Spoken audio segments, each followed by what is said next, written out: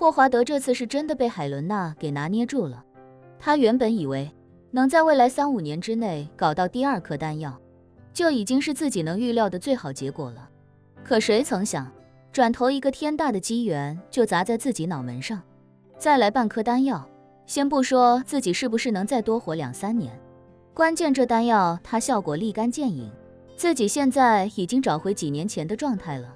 要是再来半颗，身体状态岂不是更上一层楼？人吗？只要钱不再是问题之后，唯一的问题就是怎么活得久，并且活得好。而海伦娜给他的丹药，就可以同时解决活得久和活得好这2个痛点。所以这半颗丹药，他志在必得。于是他挂了海伦娜的电话，便立刻给英伟达的负责人打了过去。电话一通，那边惊讶不已地问道：罗斯柴尔德先生，您怎么亲自给我打电话了？这些企业管理人平时在聚光灯下虽然都是世界科技的弄潮儿，但几乎没有一个人能脱离犹太系资本的掌控。毕竟企业就算在硅谷，背后的资本也都在华尔街，而霍华德绝对算得上整个华尔街背后的超级大佬。所以能接到他的电话，对所有依靠华尔街的创业者来说都是莫大的荣幸。霍华德甚至不知道对方全名叫什么，他只是微笑着用毋庸置疑的语气说道：我给你打电话，是有件事情需要你的帮助。你们生产的那款用来为 AI 模型提供算力的显卡，3天内能不能给我准备4万张？对方一惊，连忙问：罗斯柴尔德先生，您说的显卡难道是 H100？ 没错，霍华德立刻说道，就是这款显卡，4万张，3天内就要，能解决吗？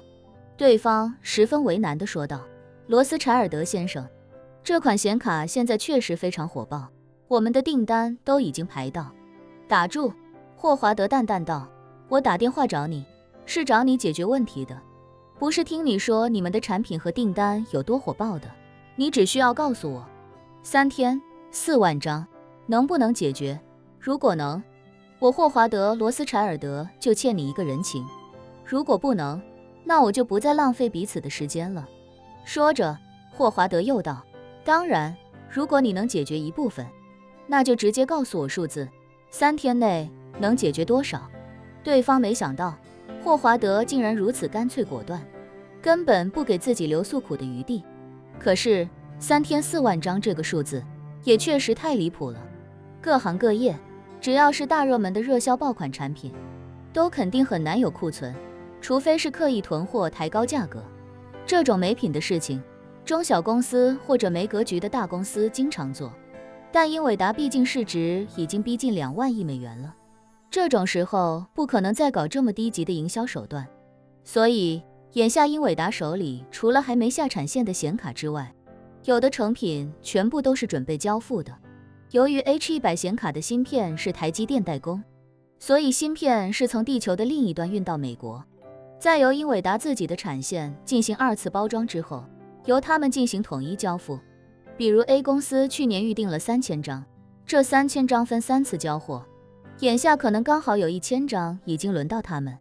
正准备通知对方提货，这1000张显卡才会暂时留在英伟达手中。正常来说，按照目前的产能，每天能交付的显卡差不多在4到5千张上下。关键是很多企业对这款显卡的需求非常强，根本不用通知他们提货，他们一般提前交付日2-3天就跑到组装厂的交付中心等提货了，有的甚至是直升机直接到组装厂等着，显卡一下线交付，就立刻用直升机拉到自己的企业。毕竟现在 AI 是全世界科技企业里最大的风口，没有之一。别说世界顶尖的那几家公司，就算是硅谷中小型企业，也勒紧裤腰带采购 H100 显卡回去尝试训练自己的 AI 模型，甚至有的企业已经宣布 All in AI， 所以对这款显卡的需求前所未有的旺盛。但是所有准备交付的显卡加起来也不过1万多张，他只能咬着牙说道，罗斯柴尔德先生，我们这里能够实时看到所有 H100 显卡的生产、包装以及待交付的情况。目前所有在我们手上还没交付给客户的显卡，一共只有11000多张，未来3天内可以下线的显卡差不多有13000张。我可以自作主张，把这些显卡全部给您。客户那边我来想办法安抚，但是您要4万张，这个我确实做不到。霍华德也不拖泥带水，直接说道：好，你帮我凑够25000张，钱我不会少你，剩下的我再想别的办法。对方连忙道：好的，罗斯柴尔德先生，3天内25000张绝对没问题，我向您保证。霍华德满意的说道：很好，辛苦你了，这件事我欠你一次，未来如果有什么需要我帮助的，直接给我打电话。对方连忙一番感激。霍华德挂了电话，立刻又给扎克伯格打了过去。短短10余年时间就异军突起的扎克伯格，几乎就是华尔街这帮金融巨鳄的亲儿子一般。罗斯柴尔德家族背后的风险投资基金，本身就是扎克伯格的股东。霍华德出于对这个年轻后生的欣赏，几年前还专门与他见过一面。对方在他面前非常谦卑，也非常懂事，给霍华德留下了不错的印象。不过，饶是得到霍华德的欣赏，扎克伯格也不敢随随便便给霍华德打电话，所以忽然接到他打来的电话，整个人也是非常震惊，十分恭敬地说道：罗斯柴尔德先生，您打电话给我，不知我有什么能为您效劳的。霍华德直接说道：扎克，我需要15000张 H100 显卡，听说你囤了几10万张，能不能帮我解决一下这个缺口？扎克伯格一开始听到霍华德叫自己扎克，心里有些受宠若惊，毕竟扎克伯格才是他的姓氏全称，叫他扎克明显是有几分亲切的。可是，一听霍华德要找自己要显卡，他顿时感觉心脏一阵剧痛，好像被人拿刀割下一块似的。有的时候，人性就是很矛盾，没钱的时候，哪怕一次花光所有的钱，甚至背上债务也不心疼，可有钱的时候，哪怕只是花掉总资产的9牛1毛，也会觉得肉疼无比。人天生有囤积的欲望，而且囤积的越多，反而越小气，无论是钱还是物都是如此。扎克伯格一次囤了几10万张显卡，而且还是早一步低价买入，可他却把这些显卡看得比什么都重要，谁找他买，他都一张也不卖。面对霍华德这个超级大佬，他也本能的不想让步，